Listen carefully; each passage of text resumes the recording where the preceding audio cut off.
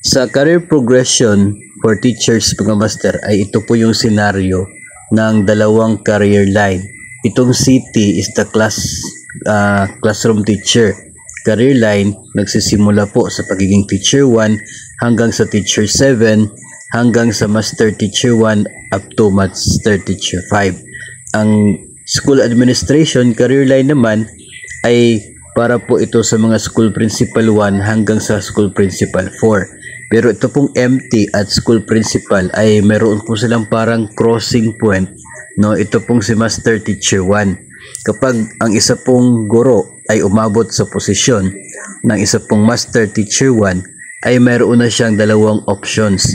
Pwede siya na magpatuloy as master teacher 2 hanggang sa master teacher 5, o kaya ay doon siya sa school administration na school principal 1 position hanggang sa school principal 4. So ganun ang kanyang magiging setup dito po sa expanded career progression.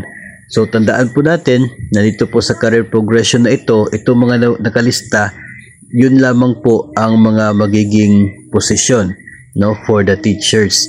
Yun lamang po ang available. Kaya may sinasabi po na retitling ng mga existing positions na hindi na po na coincide dito sa laman ng expanded career progression. At mangyayari yung mga retitling na yan sa loob po ng 3 taon na transition period mula po sa dating sistema hanggang dito po sa expanded career progression, no? So 3 years mula po sa pagkapirma ng IRR or yung Implementing Rules and Regulation ng Executive Order number 174. Nangyari po yung pagpirma sa IRR na yon August 1, 2024. So sa loob po ng 3 taon hanggang sa 2027, doon po mangyayari yung transition. So nandoon po yung pag-fill up sa mga available na mga items, yung pag-retitle ng mga existing positions na hindi po coincide doon sa teacher 1 to teacher 7, master teacher 1 to master teacher 5, school principal 1 to school principal 4. So yung mga positions na hindi sila coincide ay magkaroon ng retitling, depende po sa kanila pong salary grade, doon po ibabagay.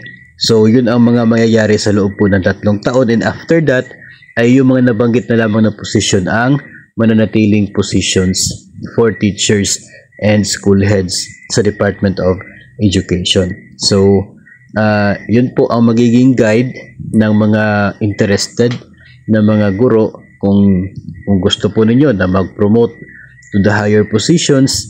So pwede po na magdesisyon kung saang career line yung pipiliin, as a classroom teacher ba or doon as a school administrator.